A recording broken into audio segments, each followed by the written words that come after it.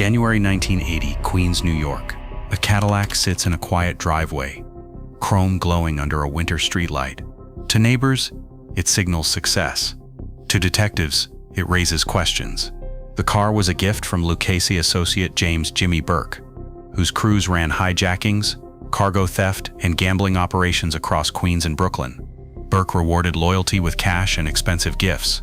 One of those gifts went to Theresa Ferrara. From the outside, it looked generous. Inside Burke's world, gifts carried expectations, and sometimes they marked the beginning of someone's disappearance. If you value real documented stories from organized crime history, subscribe. Jimmy Burke's business model. Theft as an industry.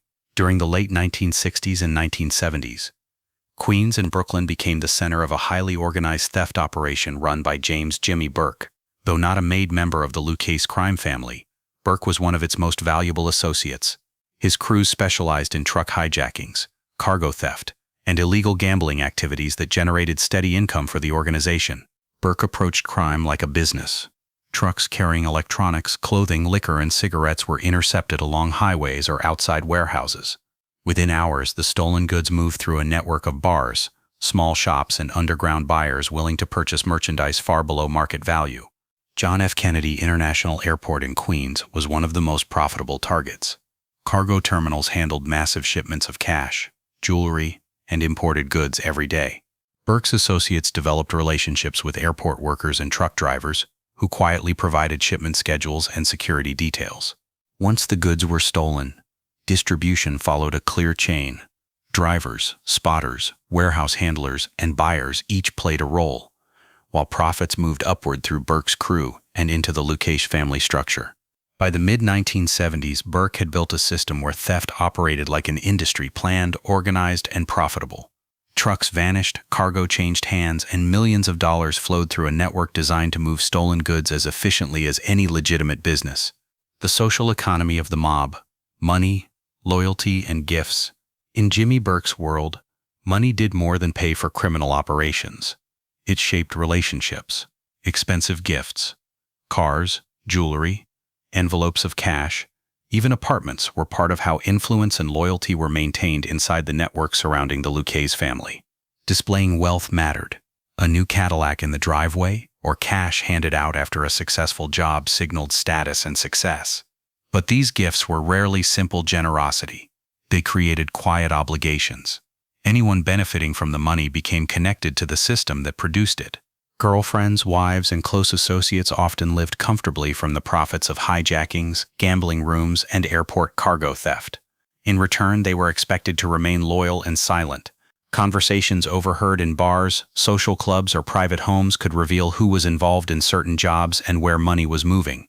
These personal relationships formed an informal layer of protection around the operation. People who benefited from the money had strong reasons not to speak about it. Within this environment, gifts carried meaning beyond their value. They represented trust, but also control.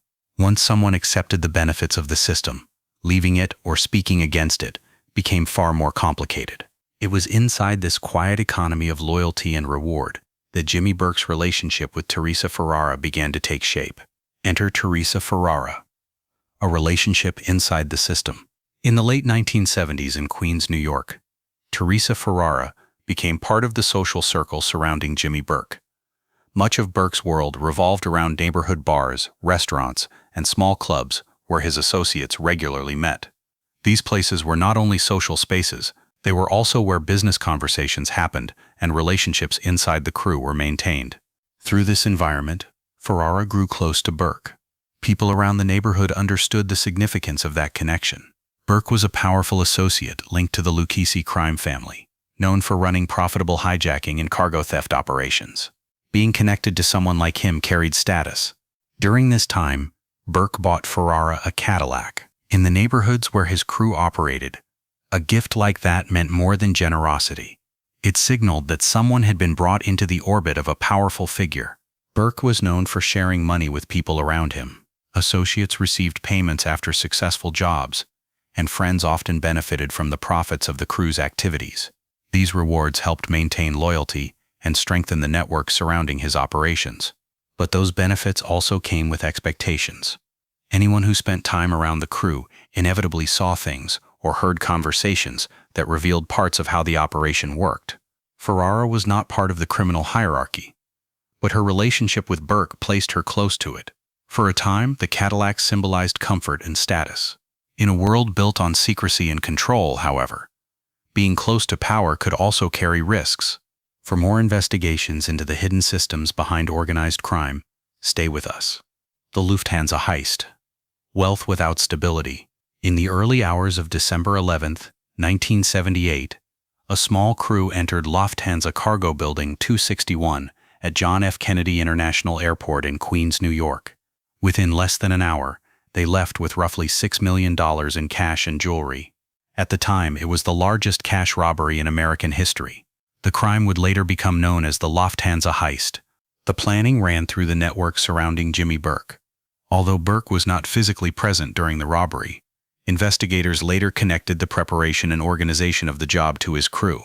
The operation depended on inside knowledge from people familiar with airport cargo routines, shipment schedules, storage procedures, and moments when large amounts of currency were temporarily held in the building.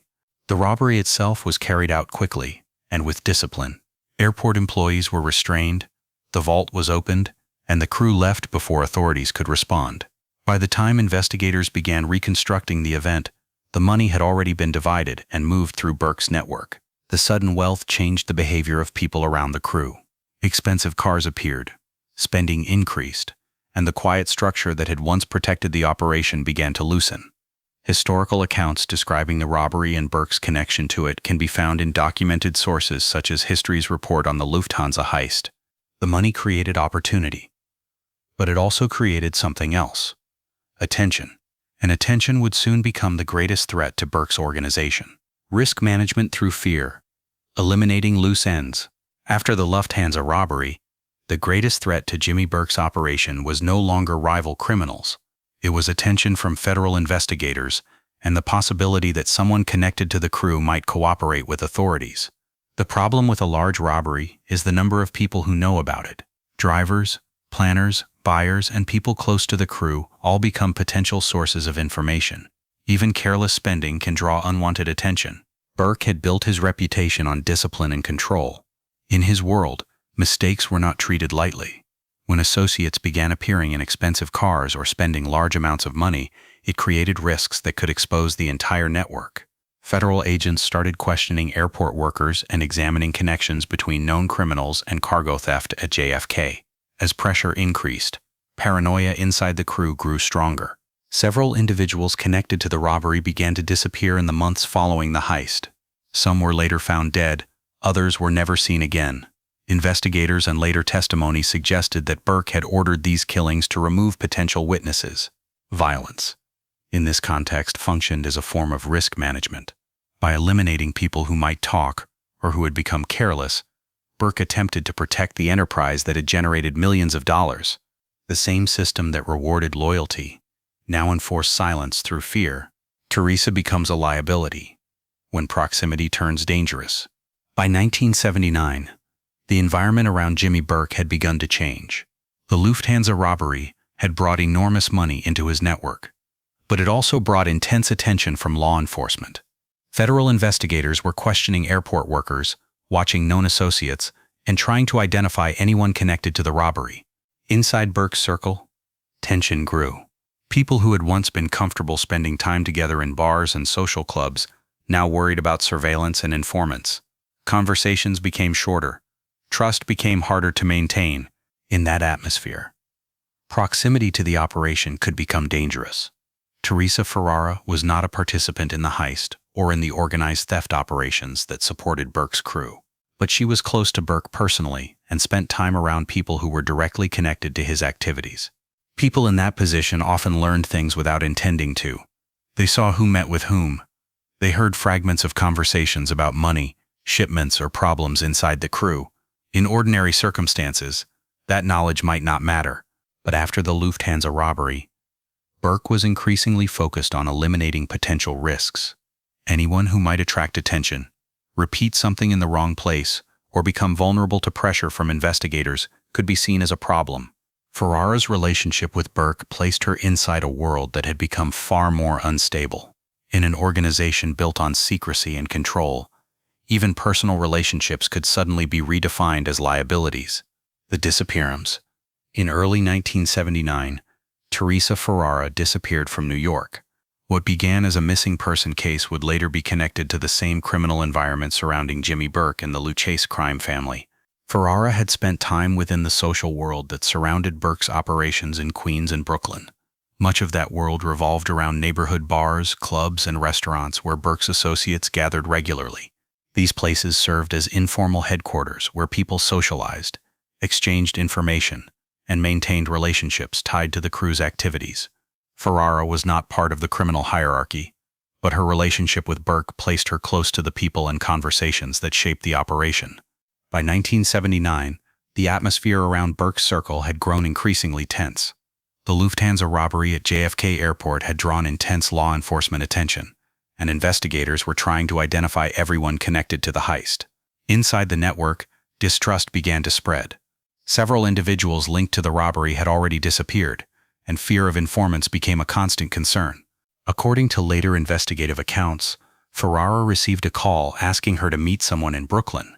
She left to attend the meeting, but never returned. Weeks later, her body was discovered in waters off the coast of New Jersey. The killing was widely believed to be connected to the criminal world surrounding Burke, though no one was ever formally convicted for the crime. Records describing the case and Ferrara's disappearance are documented in historical sources such as the Theresa Ferrara case summary. Her death reflected a harsh reality of organized crime. Proximity to power could offer protection for a time, but it could also become a fatal liability. The collapse of Burke's empire, arrests and federal pressure. By the early 1980s, the system Jimmy Burke had built around theft, gambling, and airport cargo robberies began to fracture under sustained federal pressure. Investigators from the FBI and local law enforcement had spent years mapping the relationships surrounding the Lufthansa robbery and other hijacking operations connected to the Luchase crime family. The turning point came as informants started speaking. Associates who had once relied on Burke for money and protection now faced long prison sentences. Some chose to cooperate with federal prosecutors, offering testimony about the structure of the crew, the planning of robberies, and the violence used to control the operation. One of the most significant witnesses was Henry Hill, a longtime associate who had worked closely with Burke's network throughout the 1970s. After his own arrest on drug charges in 1980, Hill entered federal protection and began describing the inner workings of the crew, how hijackings were organized, how stolen goods were distributed, and how discipline was enforced. By 1982, Burke himself was convicted in federal court in Brooklyn for his role in a point-shaving scheme involving Boston College basketball players. The sentence removed him from the streets and placed him in federal prison. Even without direct convictions tied to the Lufthansa robbery, the network that had once moved millions of dollars through New York's criminal economy slowly unraveled. Associates were imprisoned, businesses tied to the crew collapsed, and the tight structure that had once protected Burke's operations could no longer hold together. The bottom line: power, possession, and the cost of loyalty. The Cadillac Jimmy Burke bought for Theresa Ferrara once looked like a reward. In the neighborhoods around Queens, a car like that meant status, comfort, and proximity to someone with money and influence. But inside Burke's world, gifts were rarely simple. They carried expectations, and they quietly tied people to a system built on theft, fear, and silence. Ferrara's story reveals something often hidden behind the mythology of organized crime. Wealth flowed through the network, but it came with rules that could not be broken. The same enterprise that handed out money and expensive cars also decided who was safe and who had become a problem. When investigators later pieced together Burke's operations, they saw an organization that functioned like a business. It generated revenue, managed risk, and protected itself from exposure. But unlike legitimate enterprises, its risk management often meant removing people who knew too much. The Cadillac remained a symbol of that contradiction. It represented opportunity and protection on the surface. Yet beneath it was a system where loyalty had a price. Theresa Ferrara's disappearance was not just a personal tragedy. It was another reminder of how easily people could be consumed by the machinery of organized crime. If you want more real documented stories from the history of organized crime, consider subscribing.